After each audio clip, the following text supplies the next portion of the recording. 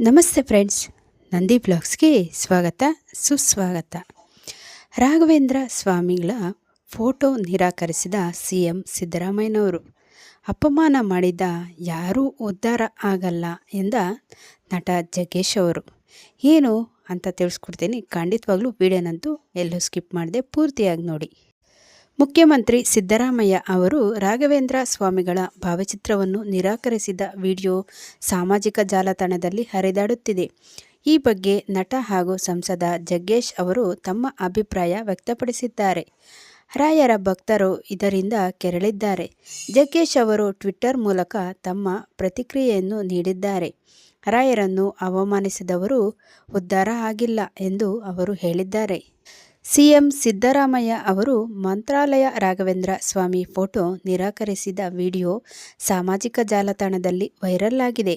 ಈ ಬಗ್ಗೆ ನಟ ಸಂಸದ ಜಗ್ಗೇಶ್ ಪ್ರತಿಕ್ರಿಯೆ ನೀಡಿದ್ದು, ರಾಯರನ್ನ ಅಪಮಾನ ಮಾಡಿದ ಯಾರೂ ಉದ್ಧಾರ ಆದ ಇತಿಹಾಸವಿಲ್ಲ ಎಂದಿದ್ದಾರೆ.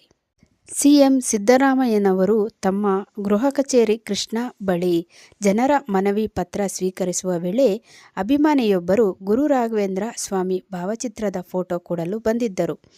ಆದರೆ ಈ ವೇಳೆ ಸಿಎಂ ಸಿದ್ದರಾಮಯ್ಯ ಅವರು ಫೋಟೋ ಸ್ವೀಕರಿಸಲು ನಿರಾಕರಿಸಿದ್ದಾರೆ. ಇದು ರಾಘವೇಂದ್ರ ಸ್ವಾಮಿಗಳ ಭಕ್ತರನ್ನು ಕೆರಳಿಸಿದೆ. ಈ ಬಗ್ಗೆ ನಟ ಸಂಸದ ಜಗ್ಗೇಶ್ ಟ್ವೀಟ್ ಮಾಡಿ ಪ್ರತಿಕ್ರಿಯೆ ನೀಡಿದ್ದು, ರಾಯರನ್ನ ಅಪಮಾನ ಮಾಡಿದ ಯಾರೂ ಉದ್ಧಾರ ಆದ ಇತಿಹಾಸವಿಲ್ಲ. ರಾಯರ ಸಣ್ಣ ಕೃಪೆ ನಮ್ಮ ಮೇಲೆ ಬೀಳಲಿ ಎಂದು ಕೋಟ್ಯಾಂತರ ಭಕ್ತವೃಂದ ಜಪ ತಪ ವೈರಾಗ್ಯ ಉಪವಾಸದಿಂದ ಸೇವೆ ಮಾಡುತ್ತಾರೆ. ಭಕ್ತಿಯಿಂದ ಬಂದದ್ದು ಹೀಗೆ ತಿರಸ್ಕರಿಸಿದ ಪ್ರಥಮ ವ್ಯಕ್ತಿಯನ್ನು ನಾನು ನನ್ನ ಬದುಕಲ್ಲಿ ಕಂಡದ್ದು. ರಾಯರಿದ್ದಾರೆ ಎದ್ದು ಬರುತ್ತಾರೆ, ಕಾಯಬೇಕು, ಜೈ ಹಿಂದ್ ಎಂದಿದ್ದಾರೆ. ಭಕ್ತಿಯಿಂದ ರಾಯರ ಭಕ್ತರು ರಾಯರ ವಿಗ್ರಹ ಅಥವಾ ಮೃತ್ತಿಗೆ ಯಾರಿಗಾದರೂ ನೀಡಿದಾಗ ಭಕ್ತಿಯಿಂದ ಪಡೆಯಬೇಕು.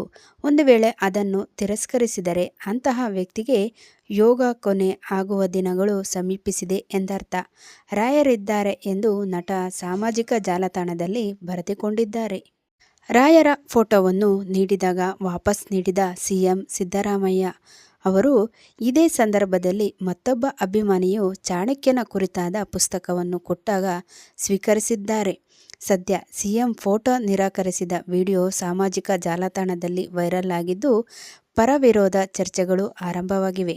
ನೋಡಿದ್ರಲ್ಲ, ಸಿಎಂ ಸಿದ್ದರಾಮಯ್ಯನವರು ರಾಘವೇಂದ್ರ ಸ್ವಾಮಿ ಫೋಟೋ ನಿರಾಕರಿಸಿ ಅಪಮಾನ ಮಾಡಿದ್ದಾರೆ. ಯಾರೂ ಉದ್ಧಾರ ಆಗಲ್ಲ ಎಂದ ನಟ ಜಗ್ಗೇಶ್ ಹೇಳಿದ್ದಾರೆ. ಇದು ಸರಿನಾ? ಇದಕ್ಕೆ ನೀವೇನು ಹೇಳ್ತೀರಾ? ಇನ್ನೊಂದು ಹೊಸ ವಿಡಿಯೋ ಜೊತೆ ನಿಮ್ಮೊಂದಿಗೆ ಇರ್ತೀನಿ. ಅಲ್ಲಿವರೆಗೂ ನಮ್ಮ ನಂದಿ ವ್ಲಾಗ್ಸ್ನ ವೀಕ್ಷಿಸ್ತಾ ಇರಿ. ವೀಕ್ಷಿಸಿದವರೆಲ್ಲರಿಗೂ ಧನ್ಯವಾದಗಳು.